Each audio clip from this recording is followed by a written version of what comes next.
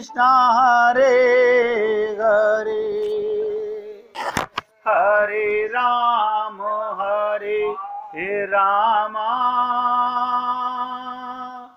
राम राम हरे हरे हरे कृष्ण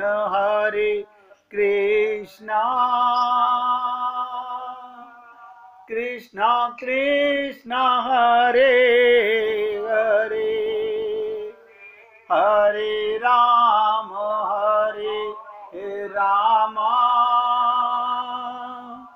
राम राम हरे हरे हरे कृष्ण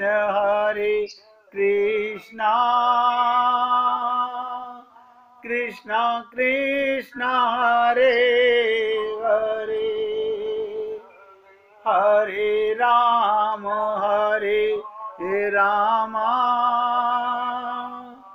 राम राम हरे हरे। हे पुण्यात्माओं, एकाग्रचित्त होकर सुनिएगा।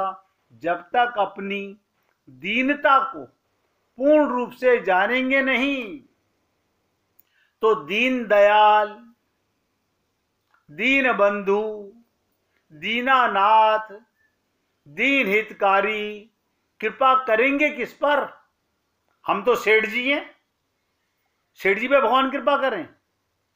हम तो मिनिस्टर हैं, मिनिस्टर पे भगवान कृपा करें। ये तो सब अज्ञानता की चीजें हैं। ये तो शरीर का ज्ञान है, शरीर की नॉलेज है। हम इतने कारखाने के मालिक, हम इतने बड़े व्यापारी, कुछ नहीं होता। गाते हैं हम बहुत बड़े खुश होके, दीन बंधु दीनानाथ मेरी डोरी तेरे हाथ।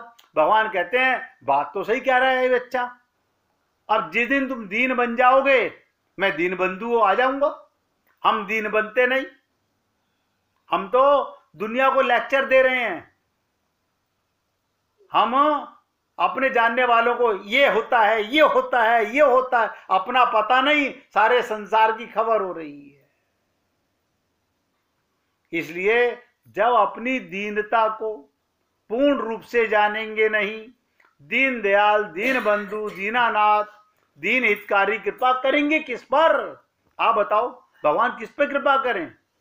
तुम्हारे अंदर तो घमंड इतना भरा हुआ, हमारे अंदर हम सब में पता नहीं किस बात का अहंकार है। अगर भगवान अंदर ना बैठा हो, मैंने कल भी कहा था, नाक की मक्खी नहीं उड़ा सकते हम। अपनी नाक पे बैठी मक्खी नहीं उड़ेगी। और अहंकार देखो कितना है। बस एक बार दीनता का पता चल जाए सच में, तो फिर यह भी पता चल जाएगा कृपा होनी नहीं थी, वो तो सदा से है। बताओ, अब हम कीर्तन करते हैं, कृपा करो कृपा करो कृपा करो राधे। किस पे कृपा करें? शरीर पे सुंदर बना दें, पैसे वाला बना दें, मोहल्ला प्रधान बना दें, क्या बना दें? सब खाक में मिलने वाली चीजें।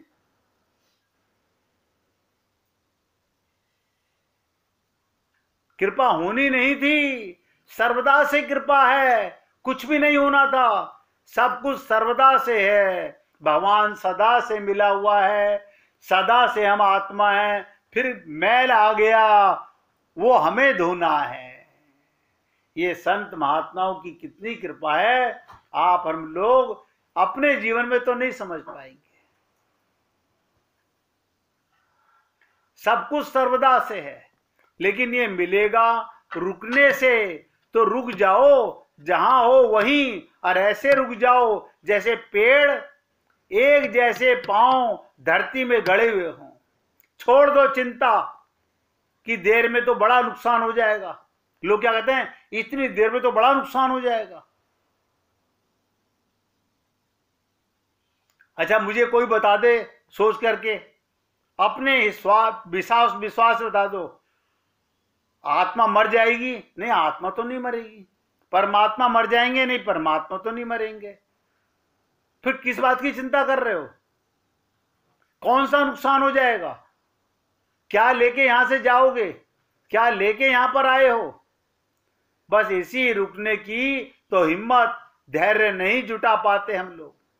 भाग रहे हैं पागलों की तरह, बोलते रहे कृपा नहीं हुई, दीनबंधु दीनानाथ, क्या होगा हमारा?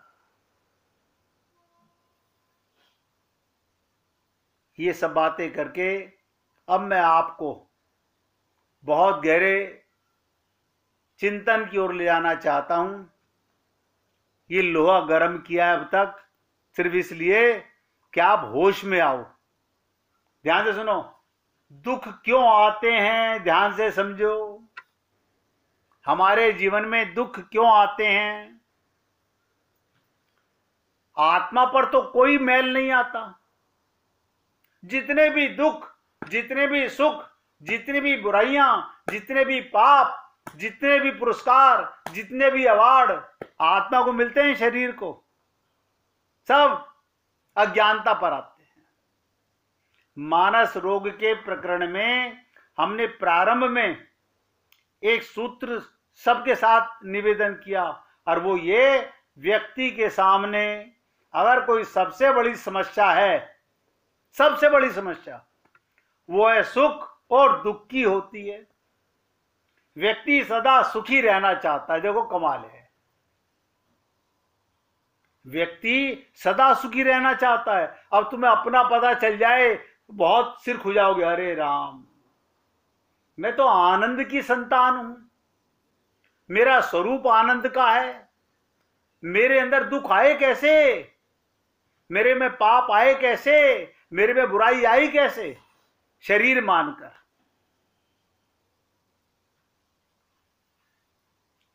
वो समग्र सुख पाना चाहता है, सुखी रहना चाहता है। वो चाहता है उसके जीवन में दुख कभी ना आए, उसके परिवार में दुख कभी ना आए।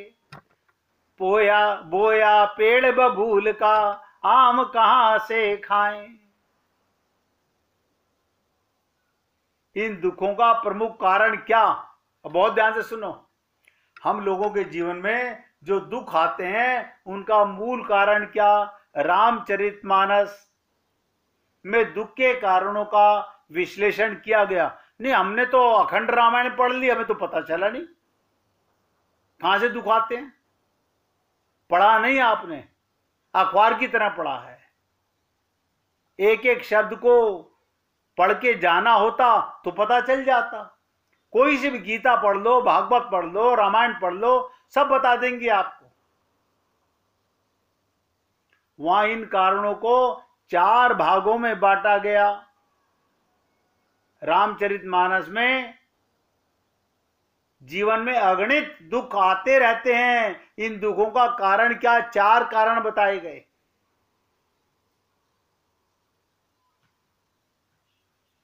तो तुलसीदास जी ने मनोरोगों को ही दुखों का प्रमुख कारण बताया। सारे रोग कहां? मन में रहते हैं।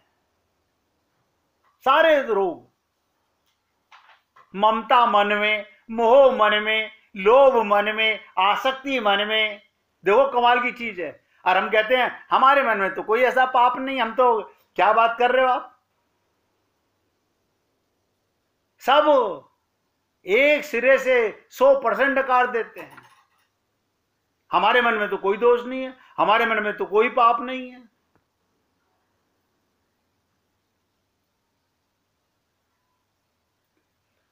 रामचरितमानस में आप ही लोगों ने पढ़ा भी होगा, क्या कहते हैं? दुखों का प्रमुख कारण, सुनऊ तात अब मानस रोगा, जिनते पावई सब लोगा। जिनते दुख पावई सब लोगा। सारा संसार दुखी है, अब वो मानस रोग हैं। और आप और हम शरीर से बहुत दुखी हैं, शरीर से बहुत दुखी हैं। अरे शरीर को तो दुख होता ही नहीं, दुख तो मन में होता है।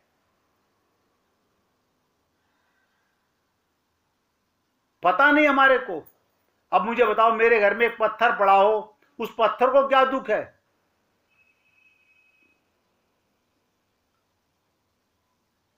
उस पत्थर की बुराई तो मेरे मन में आ रही है, मेरा पत्थर है, ये दोष है। मानस रोग जिनते दुख पावई सब लोगा। अब आप मानस रोगों के बारे में सुनिए, जिनके कारण सब लोग दुख पाते हैं। ये बात बड़ी सरलता से समझी जा सकती है। और रोगी व्यक्ति को तो ध्यान दो, हम सब रोगी हैं शरीर के। रोगी व्यक्ति को तो और भी सरलता से समझ आ सकती है। क्यों? वो पहले से जख्म लेके बैठा हुआ है, उसके ऊपर मक्खियां भिन भिना रही हैं, मन में विचार आ रहे हैं दुखों के। एक दुख तो होता है वस्तु अभाव में, हमारे पास ये चीज नहीं है, हमारे पास ये चीज नहीं है, हमारे पास ये चीज नहीं है। यानी आपके पास परमात्मा है, उसकी खुशी नहीं है। आपके पास में जीवन में गुरु है, ये खुशी नहीं है, अभाव का दुख है। देखो कितनी विचित्र चीज है। एक दुख तो आता है अभाव का, जिसे अस्वाभाविक नहीं कहा जा सकता। इसी सत्यों को स्वीकार करके रामचरितमानस में कहा गया, नहीं दरिद्र सम दुख जग माही। ये दरिद्रता का जो दुख है, इसके समान, इससे बड़ा दुख और कोई नहीं है। दरिद्रता का दुख, दरिद्रता से बढ़कर कोई दुख नहीं। जहां तक व्यक्ति के जीवन में अभाव जन्य दुखों का प्रश्न है, व्यक्ति उन अभावों को दूर करके दुख दूर करने का प्रयत्न करता रहता है। बस बेटा किसी तरह तू आईएएस ऑफिसर बन जा, ये दुख मिटा दे। पता नहीं अभी कि आगे कौन कौन से दुख आने वाले हैं। धनवान तो बन जाओगे, अंदर रोग बहुत बढ़ जाएंगे। कहते ना, ये धन जो आता है, प्राकृतिक धन, माइक धन, पैसे का धन, 4 राज रोग लेके साथ आता है। लेकिन मन तथा शरीर, ध्यान से सुनो, मन तथा शरीर दोनों के संदर्भ में एक बात समान रूप से दिखाई देती है। जब हम रुग्ण हो जाते हैं, बीमार हो जाते हैं, तो हमारा रोग अभाव जन्य नहीं रह जाता। जैसे घर में विभिन्न प्रकार के खाने के स्वादिष्ट वस्तुएं पड़ी हैं हमारे घर में। हाँ, मिर्च भी है, खटाई भी है, चीनी भी है, गुड़ भी है, घी भी है, बेसन भी है, चावल भी है। देखो, लेकिन रोगी व्यक्ति कुछ खा नहीं सकता। खा ले बेटा, बताओ, अब अभाव तो नहीं है, नहीं है तो सब चीजें घर में, लेकिन रोगी व्यक्ति खा नहीं सकता, इसी कारण दुखी रहता है। अब हम क्या करें, हम खा नहीं सकते, हम क्या करें, हम खा नहीं सकते। यानी अभाव तो मिट गया, पैसा तो आ गया, तो ये दुख कैसे आ गए भाई? सोचो, पहले चिंता थी घर में सामान नहीं है, अब घर में सामान तो बहुत है, अब रोग ऐसे लग गए कि खा नहीं सकते। मतलब अभाव तो वस्तु का मिट गया, दूसरी बीमारी पैदा हो गई। रोगी व्यक्ति कुछ खा नहीं पाता और इसी कारण दुखी रहता है। यानी दुखी रहने की आदत बना ली है। सामान नहीं है तो सामान से दुखी, सामान आ गया अब खाते नहीं है, इससे दुखी। ऐसे व्यक्ति की समस्या ये, वस्तु होने पर भी उसका दुख घटता नहीं, बढ़ता जाता है। क्योंकि यदि वे वस्तुएं ना हो तो क्षण भर के लिए संतोष कर ले, वस्तुएं नहीं है तो क्या करें? अब हमारे घर में घी होता, हम पूरी बना के खा लेते। अब ध्यान दो, एक दुख होता नहीं है, अभाव का दुख है, वस्तुएं नहीं है। पर जब वो देखता है दूसरे लोग हमारे सामने, हमारे परिवार में और लोग सुस्वाद व्यंजन का आनंद ले रहे हैं, क्या बात है, क्या छोले भटूरे बने हैं, और हम नहीं खा पा रहे, तब वो जिस दुख का अनुभव करता है वो सचमुच बड़ा विचित्र प्रकार का दुख है। ये अभावजन्य दुख नहीं है। इस दुख को क्या कहते हैं समझ लीजिएगा, बाध्यता जन्य दुख। इसे रामचरितमानस में कैसे कहा गया, सरुज शरीर बादी बहु भोगा। यदि शरीर रोगी है तो सारे भोग व्यर्थ,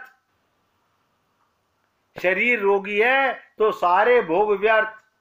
क्या मतलब, अभावजन्य दुख तो दूर होगा वस्तु की उपलब्धि से, लेकिन रोगजन्य दुख, ये बीमारी का जो दुख है वो तो उपलब्धि से नहीं, स्वस्थता से दूर होगी। अब आप स्वस्थ हो जाओ, पहले सामान लाने की चिंता, अब बीमारी मिटाने की चिंता। अगर रोगी व्यक्ति स्वस्थ हो जाए तो जो वस्तुओं से प्राप्त हैं उनका आनंद लेने में वो समर्थ हो जाएगा। शरीर के संदर्भ में ये जितना सत्य है उससे अधिक सत्य है, अब मैं आपको जो बताना चाहता हूं, मन के संदर्भ में है। शरीर का तो आपको बहुत जल्दी समझ आ गया, उससे भी अधिक सत्य मन के संदर्भ में है। बल्कि यूं कहो, मन के संदर्भ में सबसे बड़ा सत्य बताने जा रहा हूं।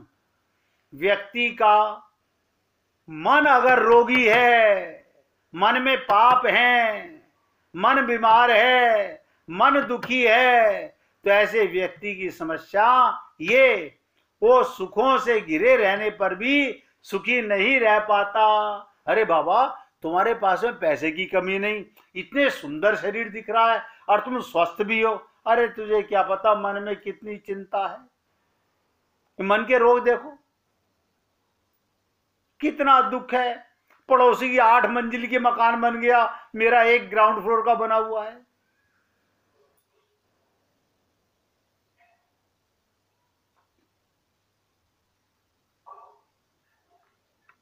कहते ना, व्यक्ति का मन अगर रोगी हो तो ऐसे व्यक्ति की समस्या ये, वो सुखों से घिरे होने के बाद भी सुखी नहीं रह पाता। अब ऐसे व्यक्ति के दुख को दूर करने का क्या उपाय, सब रामचरितमानस में लिखा है।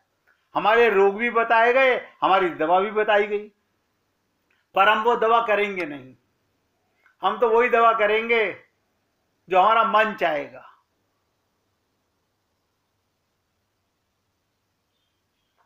बड़ी अनोखी बात कहती है रामचरितमानस, पर सुख देखी जरई सोई छई। दूसरे के सुख को देखकर जो दुखी होता है, दूसरे के सुख को देखकर, अच्छा जी हम तो मारुति कार लाए, वो BMW ले आया। हम साइकिल लेके आए, वो स्कूटर ले आया। हम स्कूटर लेके आए, वो कार ले आया। हमारी बहू तो काली आई, उसकी इतनी गोरी आ गई। कैसे कैसे पागलपने की बीमारियां हैं, मन के अंदर कुड़न हो रही है। पर सुख देखी जरनी सोई छई।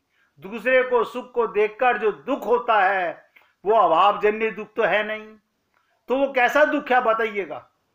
दूसरे के सुख को देखकर जो व्यक्ति दुखी होता है वो रोगजन्य दुख है। मन के इस रोग को तुलसीदास जी शरीर के टीबी के रोग से करते हैं।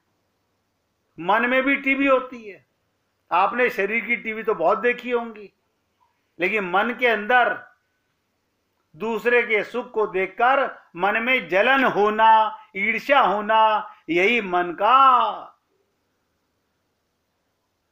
सबसे बड़ा रोग है। हम कहते नहीं, लेकिन मन में दुख होता रहता है बैठे बैठे।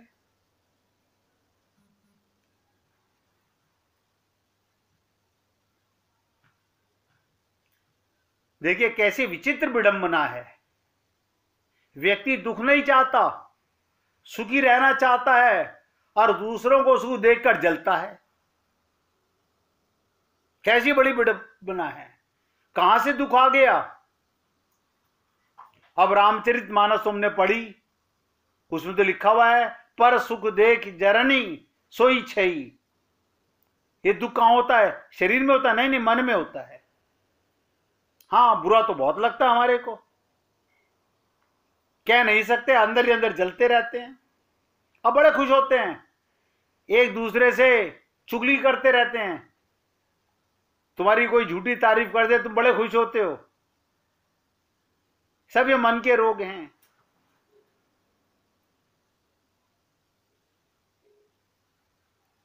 बार बार देखिएगा आप और हम लोग, ये जो नौटंकियां कर रहे हैं, इसी को छल कपट छिद्र कहते हैं। हम मंदिर गए थे, पूजा करके आए थे, हमने सत्यनारायण भगवान का व्रत किया, हमने कथा करा ली, हमने कसार भून के चरणबद्ध बना के पी लिया, अब भगवान प्रसन्न हो गए। कि किसको धोखा दे रहे हो? किसको धोखा दे रहे हो? इन नौटंकियों से भगवान रिझ जाते हैं। भगवान तो आपका हृदय देखते रहते हैं, 24 घंटे भगवान देखते हैं। अभी आगे आगे ऐसे प्रसंग सुनोगे तो आपको लगेगा अरे राम, हमें तो कभी सोचा भी नहीं, हमें कभी समझने का प्रयत्न ही नहीं किया। करेंगे, 1 मिनट कीर्तन करते हैं, फिर आगे करेंगे। रघुपति राम